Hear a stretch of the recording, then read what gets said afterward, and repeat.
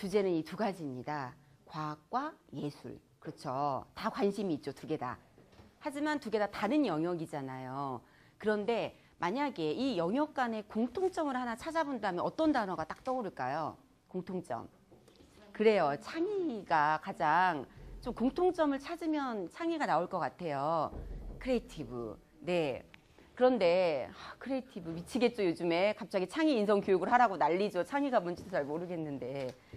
창의가 뭘까요? 아유, 다 아시는데 또 그쵸. 근데 뭐 그냥 쉽게 뭐 새로운 걸 만들어내는 거? 뭐 이렇게 할 수 있겠죠. 근데 이런 말 있더라고요. 섹스피어 이후에 더 이상 새로운 것은 없다. 뭐 이런 말도 있어요. 그쵸.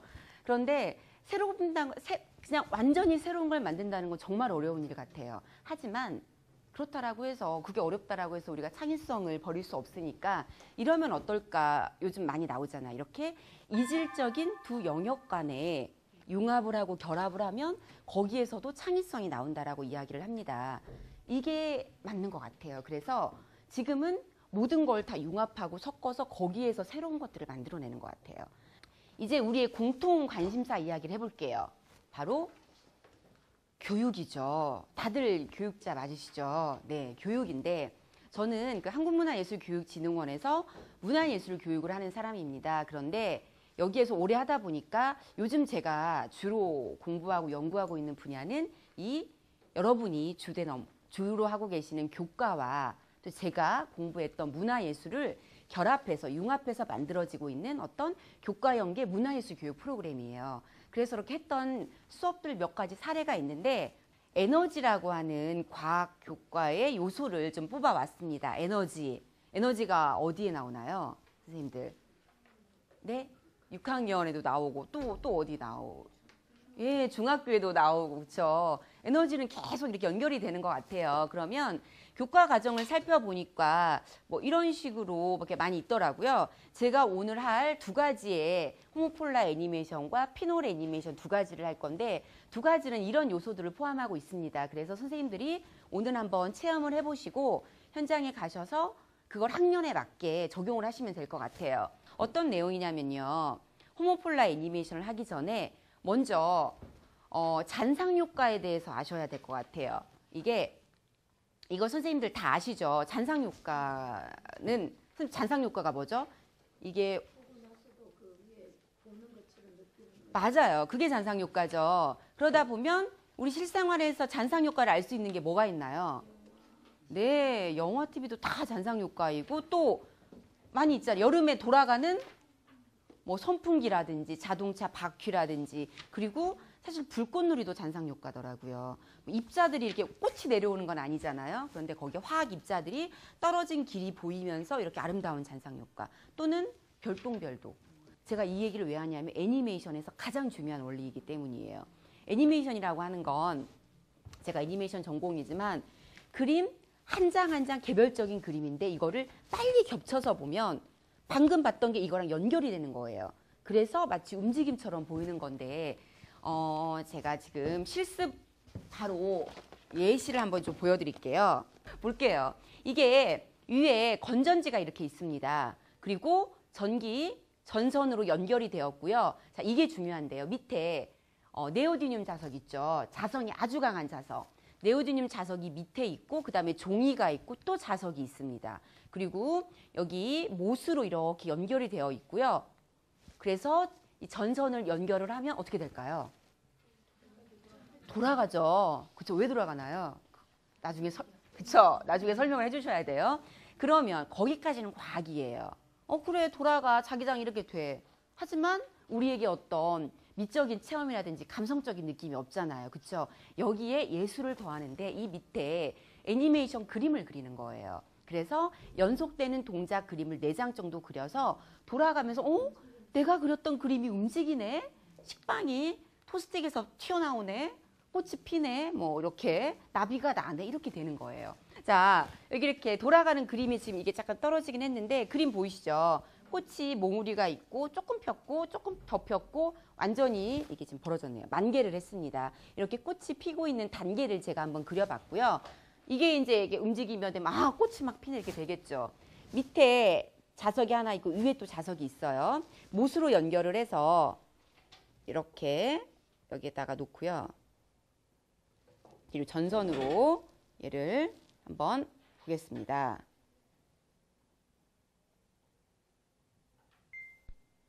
잠깐만요. 예. 어떻게 되나요? 지금 이게 자성이 좀 약해졌어요. 팽팽팽팽 돌아야 되는데 좀 돌고 있죠? 너무 천천히 도네요. 이게 자성이 이 건전지가 약간 많이 닳아서 그래요. 여러분이 지금 새 걸로 하시면 네네 새 걸로 하시면 막 돌아갈 거예요. 이렇게 네 아셨죠? 조금 더 네 이렇게 네 이런 식으로 네 여러 가지 잘 되는 원인 같은 것도 찾아보시면 좋을 것 같아요. 이 건전지를 제가 바꾸면 잘 보여드리겠습니다. 종이를 이거를 한 장씩 받으시고요. 이게 위예요. 여기 이렇게 이게 고리처럼 생긴 게 이게 위예요. 이게 위로 오고 그림을 밑에다가 이렇게 그려주시면 좋고요. 지금 이게 확대를 해서 이게 넓어졌는데 여러분은 가위로 이걸 오릴 때는 얘를 좀 폭을 좀 좁게 해서 오리셔도 괜찮을 것 같아요. 이렇게 오리셔도 괜찮고 이 폭을 좀 작게 해도 괜찮고. 자, 그리고 여기 보시면 점 찍은 부분 있죠. 위에 점 찍어져 있는 부분에만 그림을 그리는 거예요. 그러니까 그리고 안 그리고 그리고 안 그리고 그리고 안 그리고. 그래서 그림을 여기 하나 둘, 셋, 넷, 총 4개만 그리면 돼요. 근데 제가 드린 종이는 한 8개 정도 있죠. 이게 원래 애니메이션에 한 8장 정도 그려야 한 동작이 구현이 된다라고 합니다. 그래서 이 8개 동작 중에 앞에 4개를 하셔도 좋고요. 아니면 자기가 알아서 4개만 하셔도 좋고 새로운 걸 좀 하셔도 좋겠죠. 그러니까 이거를 보시면 아마 애니메이션 동작에 대해서 이해가 가실 거예요. 이런 건 저학년용이거든요. 네, 저학년은 이렇게 공이 날아간다거나 물고기가 뛴다거나 꽃이 조금씩 자라난다거나 그러니까 어떤 움직임을 나눠서 단계별로 그리면 됩니다. 그리고 이거는 조금 이제 고학년이나 중고등학생용 조금 어려워요. 따라 그리기도. 자세히 보시면 이런 식 그림 잘 그리는 사람하고 애니메이션 잘하는 사람하고 다르더라고요. 그러니까 예쁘게 그리는 게 중요한 게 아니라 움직임이나 동작을 이해하고 그거를 분석해서 그릴 줄 알아야 돼요. 가위로 이렇게 조금 더 오려주시면 돼요. 이쪽을. 가운데까지 이렇게. 네네. 이렇게 점 찍은 반대쪽, 그러니까 그림이 안 그려져 있는 종이 쪽을 이렇게 반절씩 가위집만 이렇게 내주시면 됩니다. 이렇게요. 다 이렇게 조금만 이렇게 칼집을 조금 내주셔도 돼요. 이렇게. 여기까지 하신 다음에 이제 다음 단계를 좀 설명을 드릴게요. 풀칠을 최소한으로만 하셔서 이 위에 있는 요거는 풀칠하지 마시고 밑에 있는 종이를 풀칠하셔서 이렇게 이제 풀칠을 해주시면 돼요. 그런데 풀을 많이 붙이지 마시고 모서리 부분만 붙이셔서 최소한으로만 붙이시면 됩니다. 네. 고리를 이렇게 만드셔서 이 작은 자석이 고리의 밑에 가게 하나 놓고요. 1개 정도 놓고요. 그리고 나서 이 위에 자석을 놓는 거예요. 그러면 종이가 가운데 있긴 하지만 자석끼리 연결이 되어 있는 거죠. 그쵸? 풀칠하면 안 되시고 자석 하나 자석 놓고 그래서 건전지가 돌아가면 자석에 의해서 이 종이가 막 돌아가는 거잖아요.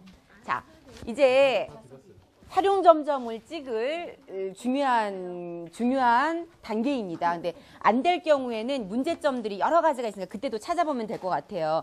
전 이렇게 건전지를 놓고요. 방향은 사실 상관이 없어요. 이게 플러스가 위로 가도 되고 마이너스가 위로 가도 되고 그러면 돌아가는 자기장의 방향이 바뀌겠죠. 그걸 나중에 알아보셔도 좋은데 일단 안정적으로 하려면 저는 마이너스가 위로 간 게 조금 더 안정적이더라고요. 이렇게 돌아가는 게 좀 편하더라고요. 마이너스를 위로 놓고 피복한 거를 여기다 놓고 테이프로 딱 붙여주세요. 테이프로 붙이시고요. 피복을 좀 많이 하는 게 좋습니다. 붙이시고 그 다음에 여러분들이 만든 이거 위에 이렇게 하시고요. 얇은 못이 있는데 선생님들 이거 활동하실 때 못 중에 알루미늄이 섞인 못이 있어요. 그거는 이렇게 좀 전기가 잘 안 통하잖아요. 그래서 철물점 가셔서 쇠못, 쇠로 된 못을 선생님 못 이제 또 나눠주시죠. 그래요. 못을 이렇게 가운데 놓고요. 그 다음에 여기에 이렇게 붙이시는 거예요, 얘를. 됐죠? 이렇게 되죠? 이게 지금 전기에 그 자성에 의해서 붙어 있죠? 여기에 지금 제가 테이프를 안 붙였는데 좀 돌아가네요. 그쵸? 이게 조금 수평이 어긋났는데 이렇게요. 이렇게 이게 잘 돌아가는 분들이 있어요. 이게 지금 수평이 어긋나서 그렇고요. 이런 식으로 돌려보시면 돼요. 자기장에 의한 애니메이션 극장입니다. 그림들을 보세요. 무슨 그림인지. 시작. 이거 뭐 하나요? 오. 네, 오. 두꺼워야 돼. 몇 개 더 가져야 돼. 에너지가 떨어졌어. 하도 돌려갖고. 제가 그리고 이제 자, 조금 더 볼까요? 이 정도면 됐죠? 혹시 사진 필요하신 분은 지금 사진 찍으셔도 좋을 것 같아요. 자, 박수! 저도 설명을 잘하지만 진짜 전문가 선생님을 모셨습니다. 한번 원리를 한번 들어볼게요. 네. 이 전지에 있는 화학적 에너지가 네. 이 도체라고 하죠? 네. 전기가 흐를 수 있는 물질을 도체라고 하는데 도체. 도체를 못이라는 도체를 통해서 네. 마이너스 입자가 못을 통해서 간 다음에 이제 자기 에너지, 네. 그러니까 즉 전자석의 에너지가 자석의 에너지가 여기까지 전달이 돼가지고 이 또 다른 도체인 구리선이잖아요. 네, 구리선. 구리선을 통해서 이렇게 이동을 하는 거죠. 그래가지고 저는 돈다고 생각하는데 뭐 플랭크의 법칙, 뭐 FBI 해서 뭐 네. 정근수 얘기하고 있는 게 좋을 것 같아요. 네, 감사합니다. 자, 이거 선생님. 자, 이걸 좀 설명을 해주세요. 이거랑 이거 있잖아, 이렇게. 그 힘의 방향은요, 얘를 좀 설명하기가 조금 어렵고요. 일단 우리 막 전자기파 얘기하잖아요. 도선이 전류가 흐르면 주변에 자기장이 생겨요. 네. 그리고 자석 주변에도 자기장이 생겨요. 근데 그 두 자기장이요, 서로 방향이 있는 거예요. 자기장에 방향이 있거든요. 우리 전류도 뭐 플러스 마이너스처럼 자석의 엔드 X처럼요. 자기장도 방향이 있어요. 그래서 전류가 만드는 자기장이 생기고요. 전류가 흐르면서. 그다음에 자석이 만드는 자기장이요. 서로 한쪽은 세지고 한쪽은 약해지는 곳이 생겨요. 이제 그 방향까지 설명하면 너무 복잡하시고요. 어쨌든 자기장이 세지는 곳이 있고요. 자기장이 약해지는 곳이 있어요. 그러면 자기장이 센 쪽에서 자기장이 약해지는 쪽으로 힘을 받아요. 네. 그래서 그게 움직이는 거, 힘을 받는 거예요. 최민이라는 사람이 이제 그 책에 보시면 FBI라고 해서요. I가 전류고요. B가 자기장이에요. 그래서 방향이 수직일 때 이 자기장이 제일 그 차이가 커지는 거예요. 자기장이 센 쪽이랑 자기장이 약해지는 그 두 개의 자기장이 상호작용해가지고요. 그래서 힘을 받는 쪽을 이제 엄지손가락의 방향으로 그 사람이 표현을 했어요. 그래서 꼭 왼손으로 하셔야 되고요. 오른손으로 하셔야 되고요. 전류의 방향이기 때문에 오른손으로 하셔야 되고요. 이거 조금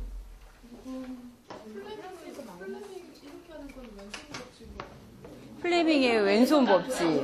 네, 오른손은 이거고요. 아니, 오른손은 이거고. 이렇게 하거든요. 그래서 위쪽 방향에 힘을 받는다는 거예요. 그래서 이거는 보통 이렇게 할 때는 이제 저희가 이제 꼭 뭐죠? 직류 플러스 마이너스가 있는 걸 하는데 그 방향을 찾는 게 이제 뭐 아이들은 하기도 하는데 이 호모클라이드는 조금 방향을 찾기는 조금 어려우실 것 같아요. 이렇게 돌아가는 방향에 따라서 그림이 예를 들면 꽃 그림이었는데 이렇게 그 플러스 마이너스 바꾸면 꽃이 폈다가 그 플러스 마이너스 바꾸면 꽃이 졌다가 이렇게 보여지기도 해요. 네네. 이 자기장하고 전류이기 때문에 자석이 세거나 전류의 세기가 세지면 훨씬 돌아가는 힘이 세져서 잘 돌아가는 해주시면 될 것 같아요. 네, 감사합니다. 일단 아이들에게 이 수업을 어떻게 잘 설명하면 좋을지는 조금 아이디어도 필요할 것 같아요. 저 같은 경우에 고학년이 하면은 제가 이 원리를 숙제를 내줍니다. 그럼 이게 너무 재밌었기 때문에 애들이 막 숙제를 엄청 해와요. 그래서 제가 설명하는 것보다 아이들이 그 원리를 가지고 서로 이렇게 서로 설명을 해주고 원리를 알아보고 이러면서 수업을 좀 마무리하거든요. 그리고 또 한 가지 좋은 거는 그냥 자기가 그린 그림이 움직이는 현상을 보면서 어떤 성취감을 느끼는 것 같아요. 그래서 거기에 좀 의미를, 그러니까 과학과 예술의 만남으로 좀 의미를 두었고요. 지금 한 가지 활동이 더 있습니다. 피놀아트가 있는데 쉬고 할까요? 그냥 할까요? 괜찮으시겠어요? 정말요? 네, 그러면 바로 하겠습니다. 피놀아트인데요. 이런 거예요.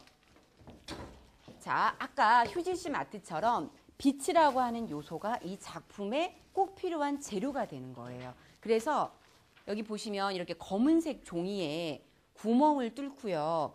뒤에서 후레쉬를 비춰주면 이렇게 보이는 건데, 자, 뭐 이런 식으로 뒤에 셀로판지를 대면 좀 이렇게 예쁘게 좀 보여요. 이렇게. 그리고 오늘 애니메이션을 안 할 거지만 이거를 가지고 애니메이션의 원리 다 아셨죠? 연속되는 그림을 그리고 그거를 이렇게 이어서 보면 피놀 애니메이션처럼 이렇게 영상이 보이는 거예요. 그런데 오늘 우리는 애니메이션까지는 못하고 아트까지만 해볼게요. 예를 들면 지금 좀 캄캄하죠? 이 상태에서 종이가 좀 구겨졌는데요. 자, 조금 잡아주세요. 있죠? 이렇게 빛을 비추면 좀 예쁜가요? 네, 이렇게. 그래서 아이들에게 빛이라고 하는 요소와 함께 빛을 그냥 과학적으로 접근하는 게 아니라 이렇게 심미적으로, 감성적으로 접근할 수 있을 것 같아요. 이런 느낌으로 이런 걸 한번 해볼 건데요. 이거를 그냥 하면 재미가 없고요. 여기에 스토리텔링을 더하면 재밌겠죠. 네네. 이렇게 조금 잡아주시고 집에서 이렇게 이런 식으로 뭐예요? 꽃과 나비 이런 거죠. 그래서 이거를 한번 해볼 건데 그냥 하면 재미가 없고요. 먼저 모둠끼리 오늘의 선생님들 저는 수업할 때 제일 어려운 게 애들끼리 스토리 만들려고 하는 거더라고요. 스토리 만들려고 하면 싸우고 난리가 나고 막 시끄럽고 미치게 옆 선생님이 쫓아올 것 같고. 그래서 좀 아이들과 할 수 있는 간단한 스토리 방법을 한번 말씀을 해드릴게요. 자, 먼저 앞에 포스트잇 있나요? 없죠. 바쁘시죠? 자, 포스트잇에 시간이 없으니까 1인당 3장씩 지금 떠오르는 단어를 한 장에 하나씩 쓰시면 돼요. 예를 들면 뭐 창의 쓰셔도 좋고요. 아니면 뭐 배고픔 쓰셔도 좋고요. 아니면은 뭐 구두 쓰셔도 좋고, 지금 여러분 머릿속에 떠오르는 단어를 한 장에 하나씩 쓰시면 돼요. 단어로요. 자, 놔주시고 이제 조장님을 선두로 해서 공통 집단 스토리텔링을 해보겠습니다. 먼저 첫 번째 선생님이 장난을 가지고 그냥 말을 하시면 돼요. 만약에 제가 자, 그때 그와의 인연은 장난으로 시작되었다. 막 이렇게 뭔가 있어 보이죠? 그 다음에 다음 선생님이 그 다음 걸로, 그런데 뭐예요? 상쾌? 상쾌. 그는 굉장히 상쾌한 입냄새가 났다. 뭐 이런 식으로. 그 다음에 또 다음 선생님이 이 스토리를 받아서 봄방학. 우리는 봄방학을 하면 뭐 제주도로 놀러 가기로 약속을 했다. 뭐 이렇게 하셔도 좋고, 이거를 돌아가면서 쭉 이 단어가 들어가게 전부 다 이야기를 한 번씩 해보시면 돼요. 6분이죠. 그러면 다 괜찮지만 뭔가 좀 이야기에 걸리적거렸다, 덜 필요했다는 단어를 이 인원수대로 6장을 빼시면 돼요. 그러니까 지금은 약간 아이디어 확장이었다면 지금은 이렇게 응집하고 축소하는 단계니까 지금 이야기를 처음에는 그냥 했다가 필요 없는 단어를 빼고 다시 한 바퀴를 돌고요. 그 다음에 또 빼세요. 4분이면 4개, 5개면 5개. 그래서 한 바퀴를 돌아서 총 단어가 우리 개수만큼 남을 때까지, 5분이면 5개 남을 때까지, 4분이면 4개 남을 때까지 이야기를 계속 그걸 반복하시면서, 이러면 아이들과 스토리 공유를 안 해도 돼요. 어차피 계속 듣고 있잖아요. 그러니까 말하는 과정에서 스토리가 공유가 됐거든요. 이야기를 다 빼주시면 돼요. 그래서 총 4장, 5장 남을 때까지 이 과정을 반복을 해주세요. 그러면 그 1인당 한 장씩 자기가 나눠 갖는 거예요. 내가 열정이 될, 내가 뭐 눈, 열정 뭐든 하나씩 가지고 그 이미지를 그림으로 그리시면 돼요. 그래서 먼저 이렇게 불 좀 꺼주세요. 흰색 종이에, 그냥 검은색 종이에 바로 그리셔도 괜찮은데 그래도 우리 좀 깔끔하니까 흰색 종이에 그림을 그리시고요. 그 다음에 검은색 종이를 밑에 대고 송곳으로, 이게 좀 힘드니까 너무 그림을 많이 그리지 마세요. 욕심 많이 내시면 안 돼요. 그래서 송곳으로 이렇게 뚫어주시고요. 그 다음에 뚫게 되면 이렇게 되겠죠. 구멍을 뻥뻥뻥뻥. 그리고 그냥 뚫을 때는 안 뚫으니까 이 우드락이 왜 있냐면은요. 우드락 1인당 2개 나눠도 될 것 같아요. 2인에 하나로. 그래서 우드락을 받치고 뚫어야만 뚫릴 수 있습니다. 이런 책상은 안 뚫려요. 너무 힘드니까 우드락을 책받침으로 삼고 구멍을 뚫어 주시고요. 그 다음에 뒤에다가 셀로판지를 붙이고 싶은 데다 붙이는데 풀칠을 많이 하셔서 구멍을 막으면 안 되겠죠. 구멍이 안 맞게끔. 그리고 가끔 셀로판지를 앞에 붙이시는 선생님이 있어요. 셀로판지는 우리가 그렸던 거 뒷면에 셀로판지를 붙여주시면 됩니다. 자, 빛으로 만드는 동화 제1편 시작하겠습니다. 박수로 맞이해 주세요.